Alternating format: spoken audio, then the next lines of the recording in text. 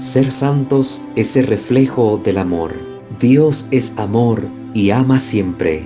Presentamos Santo Debo Ser. Recorramos juntos el camino a la santidad al que hemos sido llamados. Escúchanos y conoce más sobre la vida en el espíritu de santidad.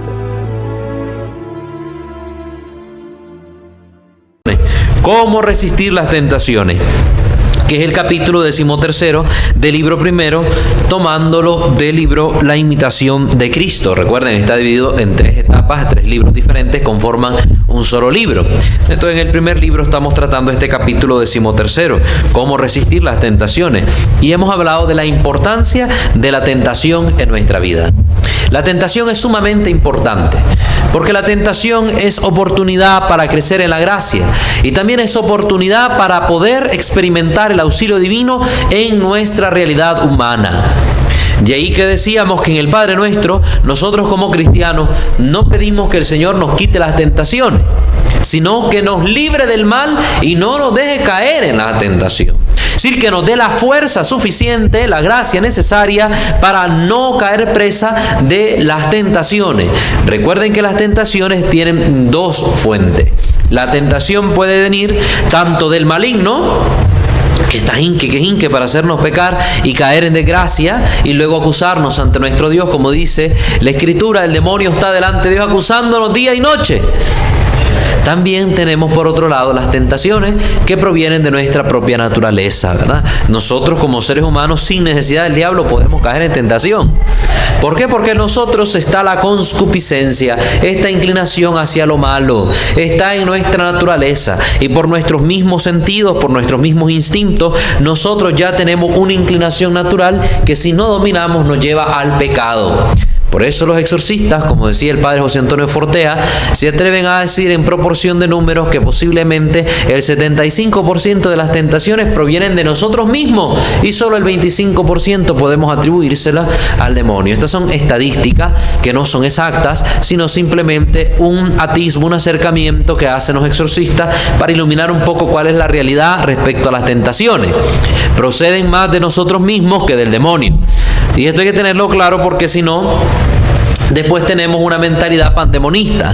En todos lados estamos viendo al diablo. Se me cae la copa con agua, pues el diablo me la botó. De repente quedé viendo mal a alguien y me entró la ira, pues el diablo es el culpable. No. Muchas cosas que acontecen a nuestro alrededor son producto de los fenómenos naturales, ¿verdad? Se me cayó la copa, tal vez estaba mal puesta, hice un movimiento en la mesa, se inclinó y se cayó. No fue el diablo que me la botó.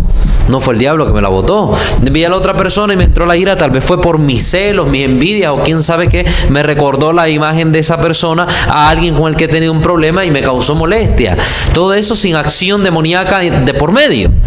Porque tenemos que quitarnos esa mentalidad pandemonista. Hay que combatirla.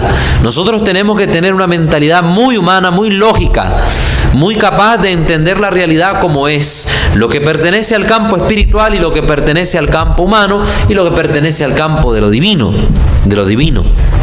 Y así, teniendo claridad de esto, pues podremos actuar mejor en nuestra vida, diferenciando muy bien cada uno de estos campos y las acciones en ellos. Las acciones humanas, las acciones de los seres materiales, que son las acciones naturales, las acciones de los entes espirituales, que son esas acciones preternaturales, y tenemos también las acciones que son divinas, las acciones de Dios, que son acciones sobrenaturales, que actúan también en el hombre.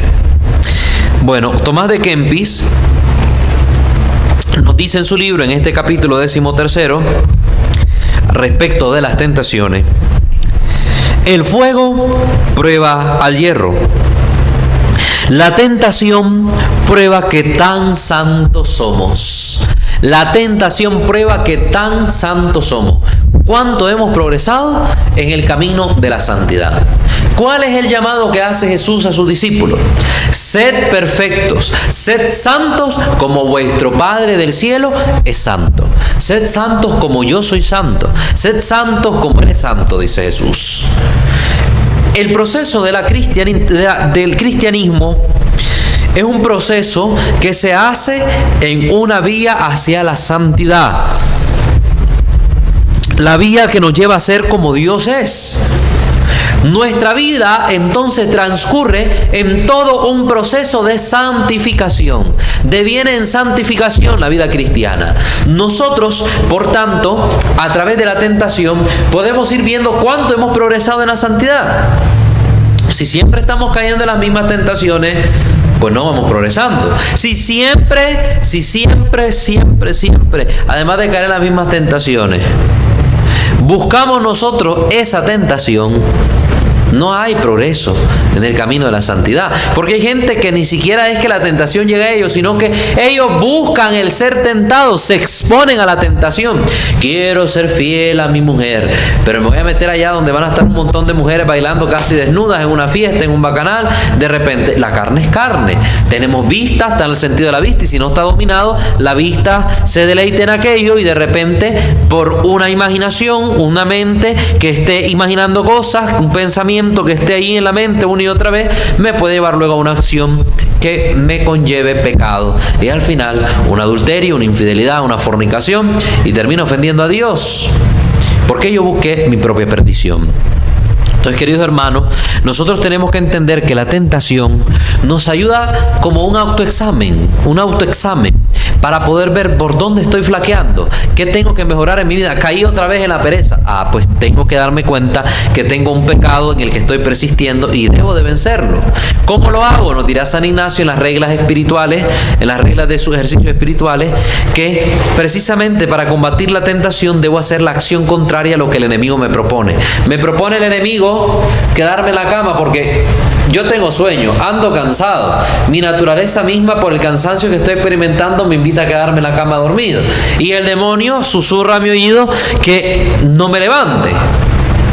¿Qué debo hacer? La acción contraria. Ponerme las pilas, levantarme de la cama, vestirme, bañarme, lo que sea que tenga que hacer, y hacer algo, pero no quedarme inamovible ahí acostado en una cama donde estoy dándole lugar a que la asedia me invada y de repente puedo yo caer en otro tipo de pecado. El ocio siempre es oportunidad para pecar. Muchas veces no sabemos hasta dónde podemos llegar y de qué somos capaces. La tentación nos revela lo que somos. Tendremos que repetir con el salmista: yo decía muy confiado, no vacilaré jamás, pero apartaste tu mano de mí y quedé desconcertado. ¿Cuántas personas hay con un ego elevado, con una presunción, que Dios me guarde, como decimos popularmente, que se cree la mamacita de Tarzán? Y discúlpeme que siempre ocupo esta expresión, pero es una expresión muy popular entre nosotros los nicaragüenses y fácil de comprenderla, y que creyendo ser la gran cosa, piensan que no van a caer de la altura en la que andan caminando. No, hermano, bájese usted de esa nube antes que lo boten de ella. Precisamente la tentación para uno se vuelve oportunidad de botarlo de esa nube. Y es sano que ocurra. Es completamente saludable para el alma que la boten de la nube en la que anda. ¿Por qué? Porque así el alma va a experimentar humildad. La humildad nos hace sencillos y cercanos a Dios, mientras que la prepotencia, el orgullo, la soberbia nos alejan, crean una distancia entre el Creador y yo, crean una distancia, un muro entre el que ha hecho todo y yo, que soy criatura en sus manos. La humildad es fundamental, queridos hermanos, y muchas veces la humildad se alcanza en base a las tentaciones.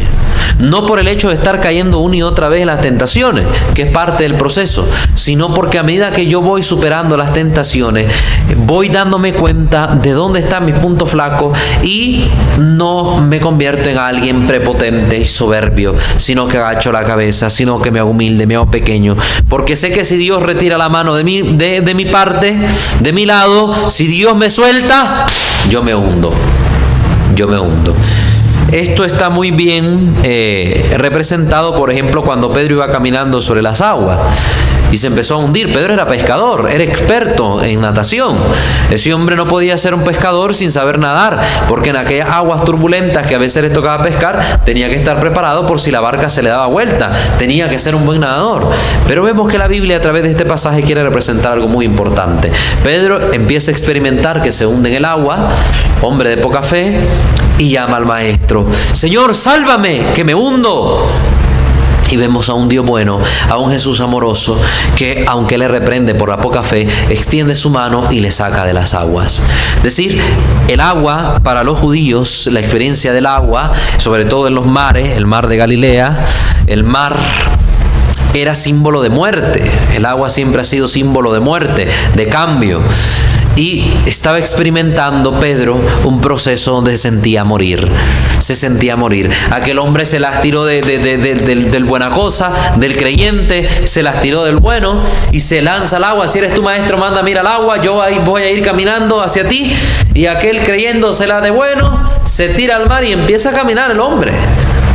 Que el Pedro se haber sentido grande, pero de repente sintió el viento que lo tambaleaba, miró las olas que se movían. Es decir, empezaron a suceder cosas a su alrededor, acontecieron en su ambiente algunos cambios importantes que le hicieron darse cuenta que si él iba caminando era porque Dios estaba con él, pero no por su propia fuerza. Y cuando vio toda aquella tempestad, empezó a hundirse. Es decir, se empezó a dar cuenta que no era de él que venía el caminar sobre las aguas, sino de aquel que lo estaba llamando, ven a mí. Y por eso cuando experimenta aquella prueba, recurre al Señor y el Señor le salva. Cosa que nosotros tenemos que aprender de San Pedro. Siempre recurrir al Señor, invocarle en medio de las tentaciones. Señor, ayúdame. San Pablo nos lo dice también, si no estoy mal, en la carta a los Corintios, cuando aquel experimentaba una tentación en su carne. Dice que un aguijón del demonio lo tentaba en su carne. 3 veces he rogado a Dios que lo quite, pero la respuesta del Señor ha sido, mi gracia te basta. Es decir, cuando estemos en prueba, cuando estemos en tentación, cuando estemos en dificultad, recurramos a Dios con humildad, no creyéndonos mejor que nadie, más que nadie, sino al contrario, disminuyendo esa prepotencia, siendo pequeños, y rogar como Pablo las veces que sea necesaria, para que Dios nos ayude y escuchar lo que Pablo escuchó, mi gracia te basta, y confiarnos a esa gracia del Señor. Dios tiene la fuerza suficiente para no dejarme caer en la tentación, siempre y cuando yo ponga de mi parte y me abra a la acción divina, en mí. Que Dios actúe en mí, me salve, me libre, me dé la fuerza para poder seguir adelante. Hay que estar muy alerta, sobre todo al principio de la tentación. Mira aquí una clave que nota Kempis. Porque con más facilidad se vence al enemigo cuando no se le permite pasar de la puerta, sino que se le combate allá afuera y se le resiste desde el momento en que llega. El problema con muchas personas respecto a la tentación es que han entrado en una pipitencia, en un diálogo amoroso y amistoso con la tentación. Le han dejado pasar a su vida, se han sentado a tomarse una tacita de café con la tentación, han dialogado con ella y han caído. Decía San Juan Eudes, ante la tentación sé valiente, ¡huye! No le des lugar a la tentación de presentarse ante ti con sus argumentos que al final terminarán envolviéndote. ¿Por qué Eva pecó? Si tomamos en el libro del Génesis el pasaje como está ahí relatado, ¿por qué pecó Eva? Porque conversó con la serpiente, oyó a la serpiente. La gente debe escuchar a Dios. Shema Israel, escucha Israel, el llamado que siempre hace el Señor. Pero muchas veces dedicamos nuestra escucha a otras cosas y por eso caemos en la tentación, pecamos. Eva dialogó con la serpiente y la serpiente le dio sus argumentos de peso, e hizo que cayera en la trampa. Si Eva desde el principio prestó freno y ha dicho, no, yo no tengo nada que hablar contigo, es que mira, es que come aquel fruto, no, nos vemos, de eso no quiero hablar, adiosito, y se va para otro lado, Eva no hubiera caído en la tentación. Pero se puso a dialogar con la serpiente, ajá, vos qué tenés que decirme, y al final la serpiente le habló, le dijo lo que le iba a decir y la terminó envolviendo en sus argumentos falaces que la hicieron pecar, que le hicieron pecar también, hicieron pecar a Adán a través de ella, y al final la tentación fue tan grande que la consecuencia la estamos pagando hoy en día. Los seres humanos, el pecado original. Entonces, queridos hermanos, aprendamos a ponerle freno a las tentaciones en nuestra vida. No la dejemos pasar más allá. Un joven que nunca ha probado la droga y que de repente alguien se le presente a ofrecerle, aprenda a decir no. el valor que tiene la palabra no, sobre todo ya en nuestro día, es fundamental. Aprender a decir no a todas estas cosas. Pero si aquí el joven dice, lo vamos a probar una vez, los otros lo han probado, dicen que se siente rico, quiero ver qué se siente, vamos a ver qué experimento, yo soy fuerte, yo no voy a quedar pegado en esta chochada. Se las tira de valiente, prueba la droga, se agarró de ahí el demonio para engancharlo. Experimenta algo rico, algo bonito, algo alienante. Aquella sensación, siente que en el momentito todo lo demás quedó en el olvido y ese momento fue especial.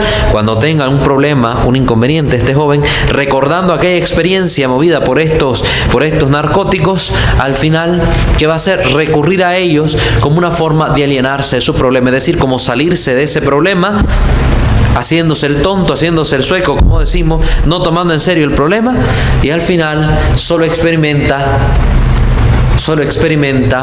un momento en su vida que es falso, es utópico, no es real y que le está impidiendo afrontar el problema y resolverlo para salir adelante. No, hermano, no le abramos la puerta de nuestro corazón a la tentación. Tú que estás casado, te está invitando el demonio o te está invitando tu sentido a ser infiel, que de repente tenés una secretaria ahí que se te viste muy indecente, pues llámale la atención, no la dejes que te provoque. Viste este decente, a ver, yo aquí en mi trabajo te quiero ver así, así, así. Tienes una compañera de trabajo muy provocativa, con cortesía, con caridad y amabilidad, acércate. Mira, hermana, no se ve bien, te ves muy provocadora y eso te puede llevar a que los hombres no te tomen en serio. Hay que actuar de esa manera. Hay que actuar de esa manera. También las mujeres, acérquense a los hombres. Hay hombres que son bien ofrecidos. Ahora en este tiempo se han invertido también los papeles y hay hombres que andan ahí de ofrecidos. Sepan poner un alto las mujeres. Ahí no están las chavalas deleitándose. Ay, qué músculo. Ay, que no sé qué. Ay, que... Y ellas solitas están permitiendo que en su mente empiece a ingresar la tentación y a dialogar cómodamente con ella. Y al final, ¿qué terminan haciendo? Pecando. Sobre todo cuando llega algo que por primera vez es malo y por primera vez se te presenta en tu vida, ponle freno. No caigas en aquella tentación de querer probar lo que otros han probado para ver qué se siente. No. Si tú eres una muchacha o un muchacho virgen, casto, y tú estás viendo y oyendo que todos tus amigos ya han tenido relaciones sexuales y han utilizado su cuerpo, lo han instrumentalizado como objeto de placer, tú no tienes por qué imitarlos a ellos para estar bien o para sentirte bien. Al contrario, el don que tú tienes de la virginidad, la castidad, es una joya preciosa que tú deberás entregar en el momento en que tomes matrimonio. La vas a entregar a aquella persona con la que tú quieres ser una. Los dos serán una sola carne. Pero en ese momento todo tiene su tiempo. Hoy los jóvenes han frustrado esa emoción, ese momento, ese deleite, esa gracia de poder entregarse solo al ser amado. ¿Por qué? Porque han caído en la trampa del maligno que les dice que su cuerpo es suyo y con él van a hacer lo que quieran. Ya tenemos un montón de jóvenes experimentando por allá la masturbación, experimentando jueguitos sexuales, experimentando la fornicación, la pornografía, y al final terminan más vacíos. Pero cuando uno instrumentaliza su cuerpo, el cuerpo es para darse, porque yo soy cuerpo, es para darse el ser amado, para entregar nuestra vida por los demás. Cuando lo instrumentalizas de esa forma tan egoísta, en vez de darte para producir fruto, lo que haces es como que le estás arrancando una parte de tu ser. Te estás arrancando una parte de tu ser. Y en vez de quedar más lleno, quedas más vacío. Porque no te das, te instrumentalizas. Eso hay que entenderlo. Entonces, ante la tentación, actuemos como debe ser. Pongámosle freno de entrada. No la dejemos pasar a nuestra casa. La casa es nuestro corazón.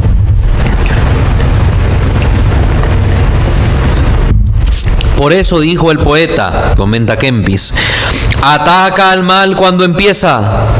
Tarde llega la medicina cuando el mal avanzó por demasiada espera.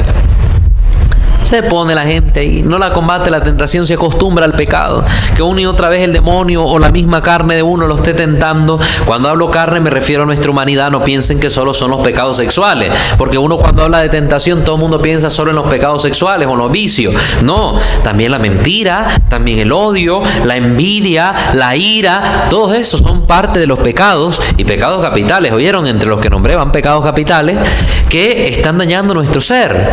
¿Y qué es lo que pasa? Uno se acostumbra acostumbra a ellos la pereza. Hay gente que se ha hecho pipita de la pereza. Entonces, ¿qué pasa? Ya cuando quieren cambiar se les hace difícil. Es como cuando uno está ahí con el mal, anda con unos dolores, nunca se va a chequear al doctor, al médico, porque por miedo, o por pereza, o por lo que sea, nunca va al doctor. Y ya cuando aquel dolor es insoportable, después de 3, 4 años de andarlo aguantando, llega a la cita y el doctor le dice: mire, le hemos hecho los exámenes pertinentes y hemos evaluado su situación. Y hablando con el resto de los peritos, pues tenemos una lamentable noticia que darle. Usted tiene un cáncer en etapa terminal y no hay nada más que hacer. Si usted tal vez hubiese venido con más tiempo, con anterioridad, tal vez hubiéramos podido tratarla con quimio o con otro tipo de tratamiento que le hicieran posible que usted superara esa enfermedad.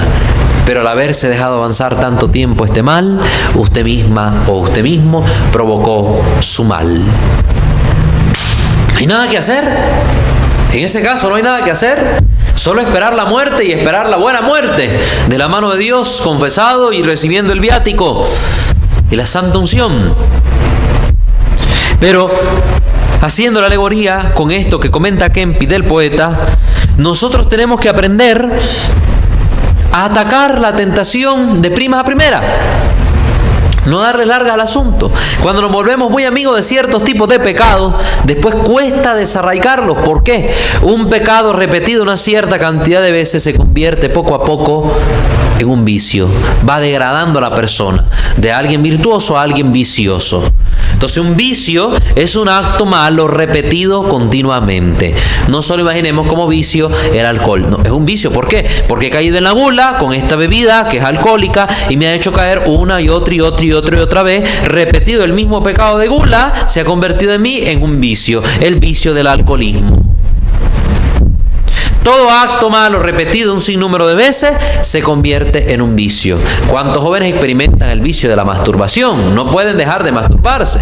¿Cuántos jóvenes experimentan el vicio del robo? Miraron una cosa mal puesta y agarraron una, después vieron otra. Empezaron con un borrador, un tarjador, un lapicero. Cuando miraron, se estaban robando el iPhone, la tablet, la laptop. Y si no me pudieron llevar al colegio en la bolsa porque Dios es grande, si no, lo echan en el saco y se llevan también el aula de clase con todos los pupitres que hay. Se les convirtió en un vicio. ¿Por qué? Por repetir un acto malo una y otra vez. El proceso de la tentación es este. Miren qué hermoso, esto es importante que ustedes como cristianos lo aprendan. Miren qué hermoso lo que nos va a decir Santo Tomás de Kempis. ¿Cuál es el proceso de la tentación? ¿Se lo había preguntado usted alguna vez? ¿Cómo es que la tentación actúa en nosotros? Pues Kempis nos lo va a iluminar y nos dice: primero, asoma en la mente un mal pensamiento. Se asoma en la mente. Como cuando yo miro una imagen, ¡fum!, un mal pensamiento se asoma. Luego, dice, ese mal pensamiento se convierte en una mala imaginación. Sí, ya no solo es el pensamiento como tal, como una ráfaga, sino que ya es un conjunto de imágenes que está conformando una escena. Entonces se pone en marcha la imaginación. Luego, dice, viene la delectación, que es la aceptación agradable de la voluntad. Aquello ya no solo es un mal pensamiento, ya no solo es la imaginación, sino que el proceso me lleva a delectarme en ello. Y ya yo saboreando aquel pensamiento convertido en escena y aquella locuración en nuestra mente, donde la voluntad, es decir, mi querer, yo quiero hacerlo, se ha puesto de acuerdo con el mal pensamiento. Mi voluntad y el mal pensamiento en conjunción me llevan a esa delectación. Viene luego el mal movimiento. Me lleva a hacer algo.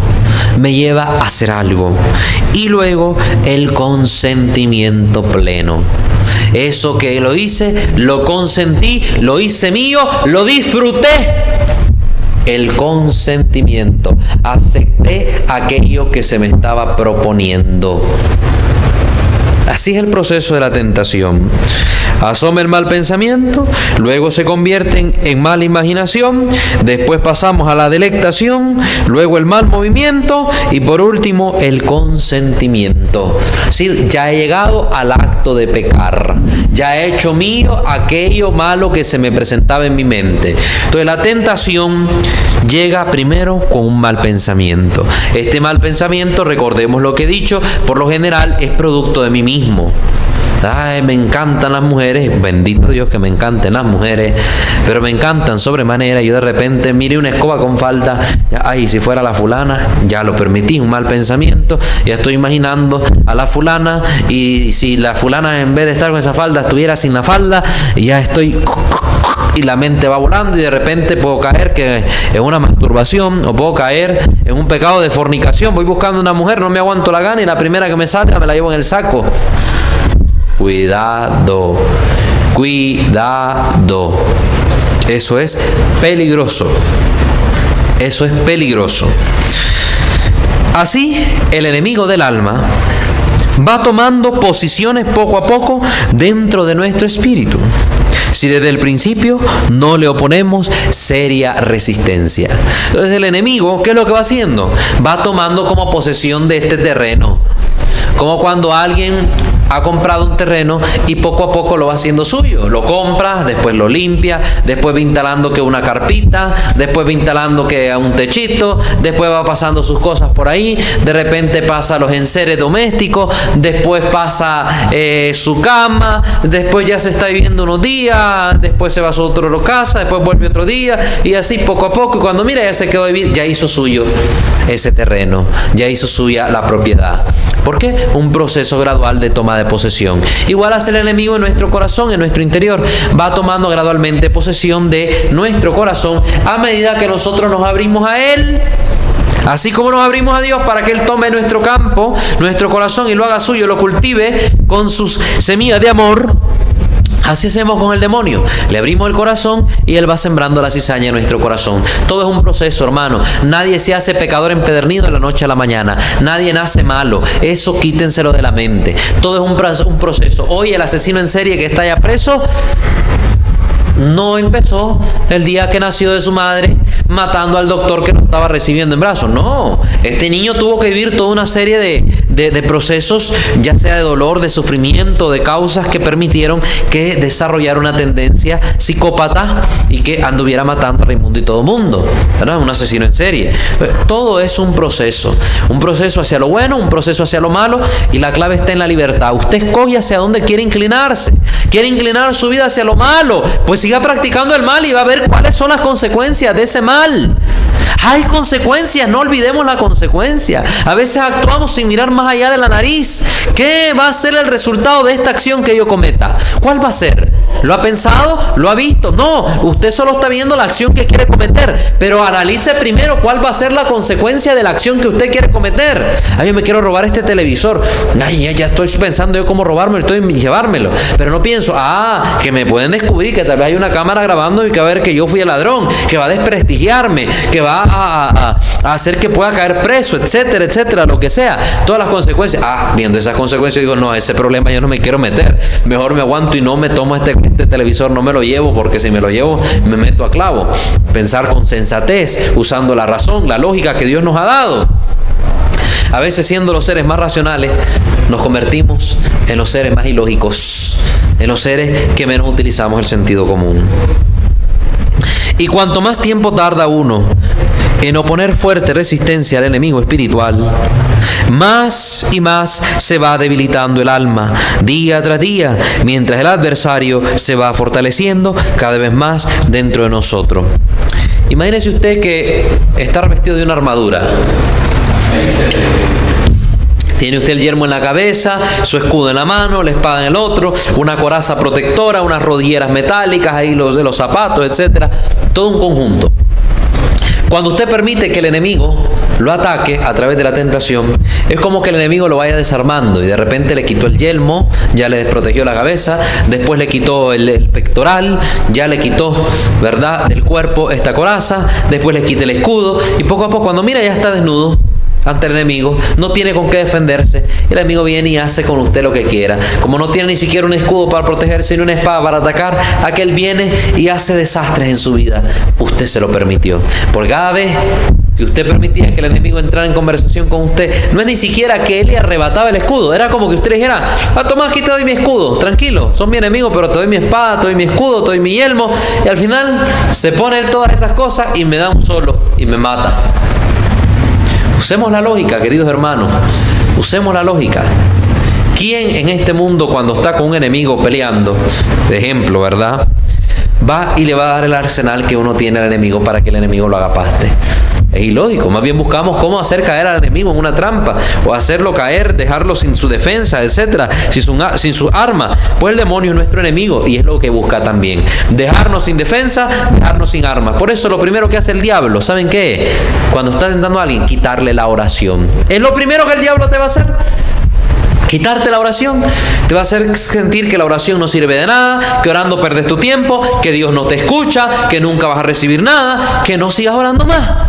Quitándote la oración, el diablo empieza a decir: ya entré. Cuando te quita la oración, es como que vos le hayas dado la llave de la puerta de tu casa. El demonio va a entrar como Pedro por su casa y poco a poco va a ir quitando luego cualquier otro tipo de resistencia que vos puedas tener en tu interior para con su acción. La oración es fundamental, y la mayor oración que tenemos como cristianos es la Santísima Eucaristía, la misa donde Dios se nos da en persona, cuerpo, alma, sangre y divinidad, y se nos vuelve alimento de vida eterna para el alma y fortaleza contra cualquier tipo de acechanza demoníaca y de cualquier tentación que venga producto de nuestra debilidad humana o por medio de la acción del maligno. La tentación es la acción ordinaria del maligno. Y nosotros encontramos una protección muy grande y una herramienta, un arma poderosa en la oración. No abandone la oración, hermano. Aunque usted sienta que no es escuchado por Dios, aunque usted sienta que pierde el tiempo, aunque usted sienta que no sabe qué decir, ore. Señor, aquí estoy. Mi oración va a estar aquí, estar en silencio delante de ti, porque no tengo palabras que decirte. Siento que estoy vacío, me siento seco, no quiero orar, pero aquí estoy delante de ti. Que mi oración sea estar delante de ti. Ve y ponte 15 minutos delante de Jesús sacramentado, en silencio. Esa es oración. Pero no dejes de orar, porque el día que tú dejes de orar, estás servido en bandeja de oro para el enemigo. Te lo digo de corazón. El Apocalipsis dice: Satanás ataca fuerte a los que siguen al Cordero de Dios, porque sabe que le queda poco tiempo. Apocalipsis capítulo 12. Así es el enemigo, te ataca, y entre más estés buscando a Dios, más te va a atacar, y es porque vas progresando. El enemigo ataca más a los que progresan. A los que no progresan ni lo voltea a ver, solitos en su misma humanidad, ellos se provocan sus tentaciones y caen sin necesidad del diablo. A alguien que ya está en el vicio del alcoholismo, el diablo no necesita presentarle una botella, porque solito el hombre la va a buscar por su debilidad, que ya está su voluntad herida por el vicio del alcoholismo. Pero si esta persona quiere dejar el vicio del alcoholismo, ahí sí el demonio le va a presentar la botellita para que siga en su vicio. Porque dicen las reglas de San Ignacio para el discernimiento de los espíritus, la primera regla: el demonio hace perseverar al pecador en su pecado, para que no pueda dejar esa condición y se condene. Entonces, el enemigo va perdiendo fuerzas cuando nosotros le resistimos, pero te va atacando cada vez que vos avanzás, y sentite dichoso, sentite feliz, sentite bienaventurado cuando seas atacado, porque significa que estás tratando de hacer el bien en tu vida. Si no sos tentado, si no sos atacado, preocupate, hay algo que anda mal en ti, porque si tú avanzas, la tentación viene a tu vida para demostrarte cuánto has avanzado y en qué necesitas mejorar. La tentación debe ser oportunidad para crecer en la fe. Nunca miremos la tentación como un obstáculo, sino como una oportunidad. ¿Entendido, hermanos? Unos sufren sus peores tentaciones al principio de su conversión, otros al final. La gente cuando está tratando de cambiar de vida, vienen los pegones, las trabas, la familia se opone, los amigos lo vulgarean, se siente mal, etcétera. Le viene la melancolía del mundo, esa nostalgia del mundo, de lo que hacía antes, lo quiere volver a hacer y es atacado. Hay gente que no, que al principio pues va a un retiro, se convierte, siente esta necesidad de decirle sí al Señor en su vida y cambia y no vive tentación, pero a lo largo del camino, cuando ya empieza a caminar, empiezan las tentaciones. O ya al final de su vida, una vida santa, religiosamente aparentemente santa, aquella persona intachable, etc., al final de su vida se le mete la locura. Como aquellos hombres 40, 50 años casados con la mujer, tantos años perseverando, tantas luchas y todo, un bello matrimonio, y dejan a su esposa de 50 años y se meten con una querida 20 años menor que ellos. Vergonzoso. La tentación lo botó al final de su vida para condenarte, porque si estabas casado y te metes con otra, estás en adulterio y estás condenando a la persona que decís amar. Piénsenlo, hermano. Piénsenlo. Algunos sufren tentaciones bastante ligeras. Pequeñas tentaciones, son probados en pequeñas cosas. Y otros, dice, las sufren más, mayores, conforme a la sabiduría y prudencia de la divina providencia. Recuerden que Dios cuida de todos sus seres. La providencia de Dios no es solo que Dios te dé cosas. La providencia de Dios es el gobierno que ejerce Dios sobre todas las cosas. Es decir, el cuidado tierno y amoroso de nuestro Padre. Ya que según el Salmo 102 dice, Dios sabe de qué barro ha sido hecho cada cual. Dios calcula los méritos y el estado de cada persona y todo lo dirige hacia la salvación de sus elegidos. Y dice Romanos capítulo 8, el Señor lo dispone todo para el bien de los que lo aman. Entonces, Dios permite la tentación porque es un bien para nosotros. Y también no permite que seamos tentados más allá de nuestra fuerza. Nadie es probado más allá de su capacidad, nos dice la Escritura. Porque si eso fuera así, imagínense, si yo solo aguanto 100 libras y Dios me quiere dar 1000, sería un maligno, un Dios maligno. No, pero si de repente aguanto 100 y me quiere dar 101, y después 102, va haciendo que poco a poco vaya acostumbrándome al peso y vaya superándome. Pero si de repente me las cambia por 1000, seguro me hunde. Dios no lo va a hacer eso porque no está buscando que yo me condene. Dios no está permitiendo la tentación porque me quiere ver en el infierno. Dios me creó para el cielo. Dios me quiere con Él sentado en su mesa, en el banquete del Cordero, en la boda del Cordero. Dios me creó con ilusión para que yo estuviera con Él y le amara por la eternidad. Dios no ha creado a nadie para el infierno. Dios no te ha creado para tu condenación eterna. Dios no te creó para que te perdieras. Dios te quiere feliz, salvo, contento con Él. Entonces Dios no es un Dios malo que como un genio maligno está planeando a ver en qué me hace caer para decirme caíste, pecaste, te vas a condenar. No. De un Padre amoroso que permite que la tentación llegue a mi vida como oportunidad de superación para crecer en la santidad, en gracia y poder amarlo más, valorarlo más y ser más humilde. Tiene un sistema pedagógico. Detrás de la tentación hay todo un sistema pedagógico divino que procura mi salvación, que procura mi crecimiento espiritual, sobre todo el desarrollo de las virtudes, para que yo alcance la felicidad perfecta.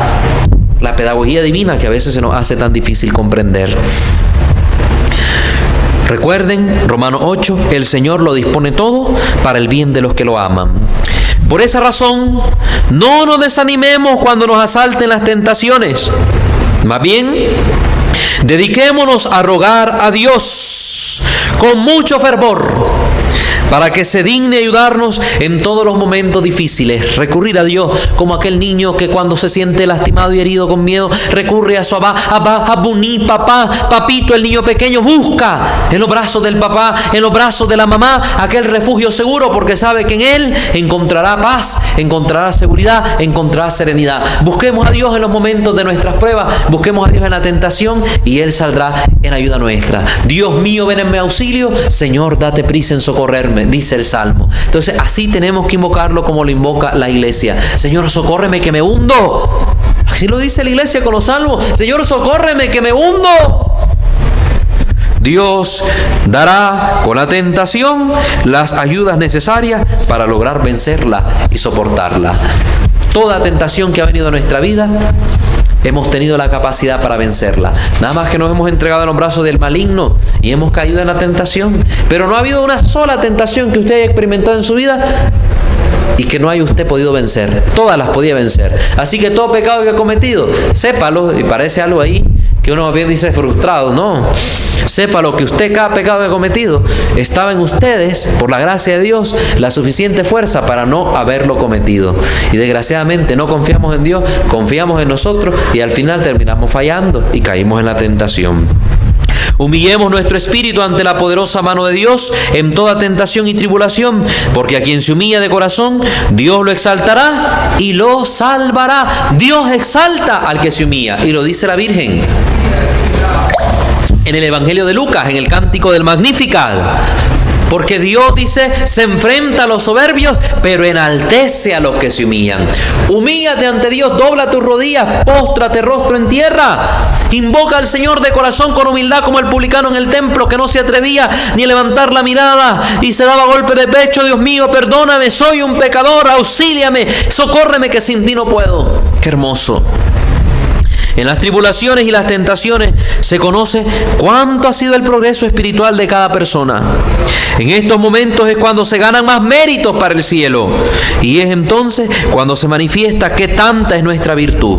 La tentación, cuando la logramos pasar, hace que nosotros acumulemos méritos. Ya leíamos el Salmo 102, dijimos, donde se dice que Dios calcula nuestros méritos. Porque sí, hay un mérito que nosotros vamos ganando, es decir, como premio, como que vamos acumulando para un premio, el premio de la vida eterna, con nuestras acciones. Vamos ganando mérito. Desgraciadamente nuestros hermanos separados no creen en el mérito. No, dicen que soy salvo por decir creo en Jesucristo y ya no hay ningún mérito humano, no hay nada que hacer. No, Dios dice en la Escritura aquí que toma en cuenta nuestras acciones, sobre todo cuando éstas ganan mérito. ¿Cuándo no gana mérito una acción? Cuando pecamos. Cuando hacemos lo malo no hay mérito, pero cuando hacemos lo bueno sí obtenemos un mérito. Sí obtenemos un mérito. Es algo de valor espiritual que nos va permitiendo acercarnos más a Dios y ganar la aceptación divina. No es raro que uno sea piadoso y fervoroso cuando no siente ninguna dificultad. Todo el mundo es religioso cuando está bien, todo el mundo cree en Dios cuando no hay problema. Pero si en algún tiempo viene la tentación y la tribulación, aguanta con paciencia y fortaleza. Entonces ahí sí hay esperanza de que el progreso espiritual sea verdadero. Cuando una persona está pasando una prueba y la soporta, ahí sí se puede decir que cree, que tiene fe, va adelante, ha sobrepasado la prueba y se va viendo un crecimiento espiritual. Pero siempre está cayendo en la tentación, ¿cuál es el avance que tiene? Nunca dejó de hacer lo mismo malo. Entonces no se puede decir que va avanzando, por mucho que esté metido en retiros, por mucho que sea sacerdote, obispo, cardenal, papa, por mucho que esté metido en alguna actividad de la iglesia. Ser miembro del clero no te asegura la salvación. Estar en una pastoral no te asegura la salvación. Porque nuestras acciones pueden ser muy contrarias. Podemos vivir de la apariencia. Ay, parece buena cosa, casi santito, que levite en el cielo ahí, que levite en el aire, va caminando y parece que va volando. Y por dentro es un demonio que está controlado por el pecado de la envidia, los celos, la ira. No hay progreso espiritual. Tal vez no cae en pecados aborrecibles en la parte moral, pero tal vez en la parte interior sí está cayendo en muchas debilidades humanas o en manifestaciones de un pecado que podría ser pequeño pero persistente en su vida y no lo ha combatido, como por ejemplo la mentira. Entonces se acostumbra a decir mentiras piadosas, mentirita blanca. No existe ni mentira piadosa ni mentirita blanca. Mentira es mentira, y si usted está acostumbrado a decir esas mentiritas piadosas, sepa que usted está mintiendo y está en pecado, y cuidado que pecado mortal por perseverar tanto en esa mentira. Algunos triunfan en las grandes ocasiones, pero en las pequeñas tentaciones de cada día resultan vencidos. ¿Cuánta gente vemos así? Yo no me dejo vencer por el vicio del alcohol. Pero por la ira, una pequeña cosita que alguien te dijo, está allá, no tenés paciencia. En lo pequeño de la vida te movieron el control del lugar. ¿Quién me quitó el control de donde yo lo tenía? Aquel ogro que está ahí en la casa, la mamá o el papá o el hermano, el hijo, quien sea. El ogro venció la tentación del alcohol, pero que le movieran el control fue el fin del mundo, el caos. ¿Y por qué sucede esto? Para que humillados no confíen jamás en sus propias fuerzas, sino en el poder de Dios, ya que en tan pequeñas tentaciones manifiestan tan gran debilidad. Que me creo el fuerte porque no me guaro, porque no me drogo, porque no soy adúltero, pero en una tontera caigo. ¿Y quién se metió a mi cuarto? ¿Quién no dejó las cosas en su lugar? La falta de paciencia. Y Dios permite su humillación para que yo me dé cuenta, me creía el grande porque no bebía guaro.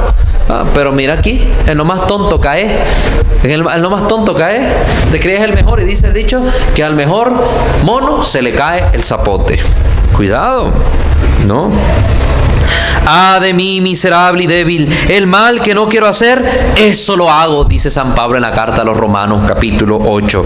Confesión de San Pablo, miren, un gran apóstol. Y cuánta humildad muestra San Pablo. No decía, ay, estoy salvo porque creo en Jesús, me creo la gran cosa. No, decía, ay de mí, miserable y débil, el mal que no quiero hacer, lo termino haciendo. Cuando dice aquella frase, pienso el bien que quiero hacer y termino haciendo el mal que no deseo. Vivid no conforme a los deseos de la naturaleza pecadora, sino conforme a los mandamientos de Dios. Porque si vivimos conforme a los deseos de la naturaleza pecadora, pereceremos, dice el apóstol Pablo.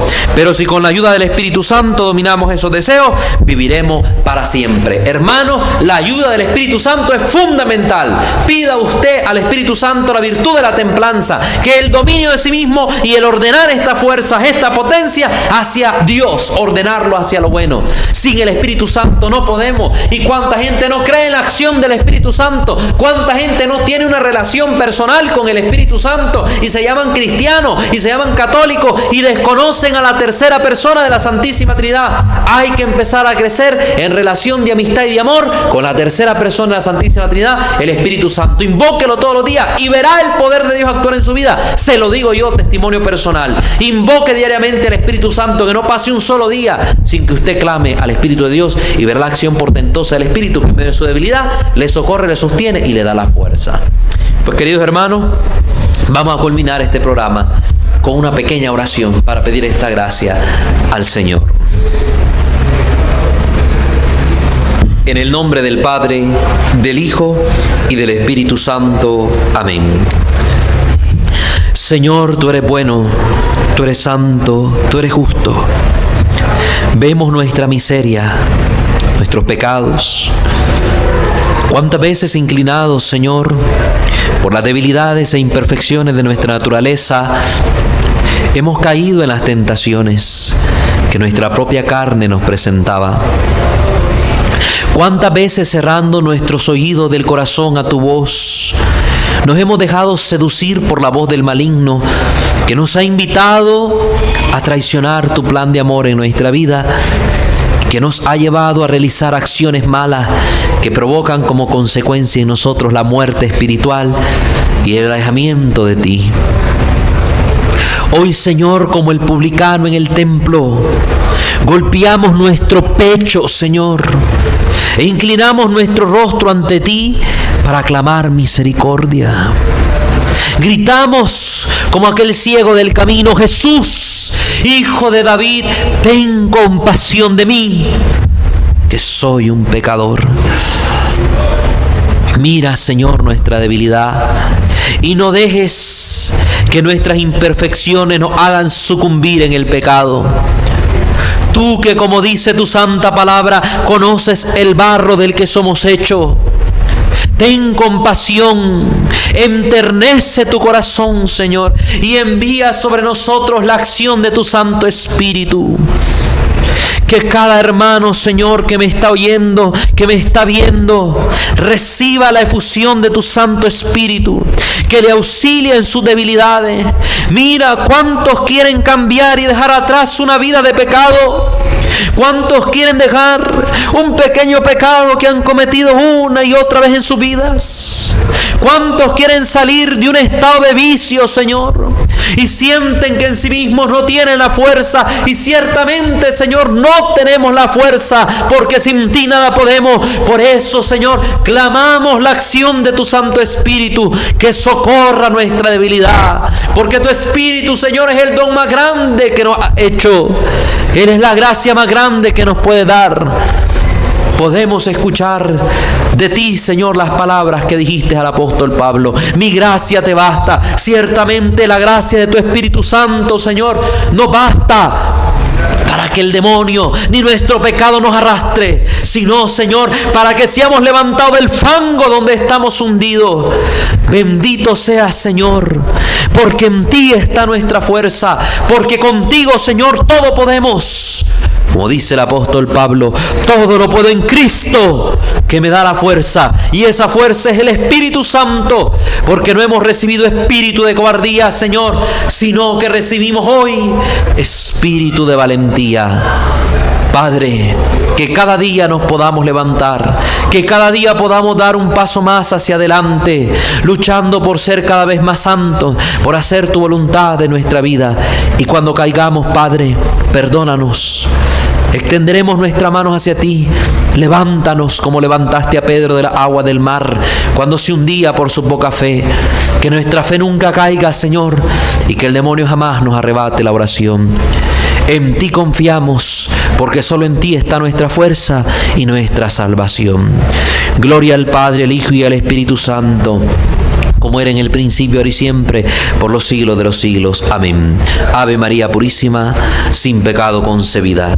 En el nombre del Padre, del Hijo y del Espíritu Santo.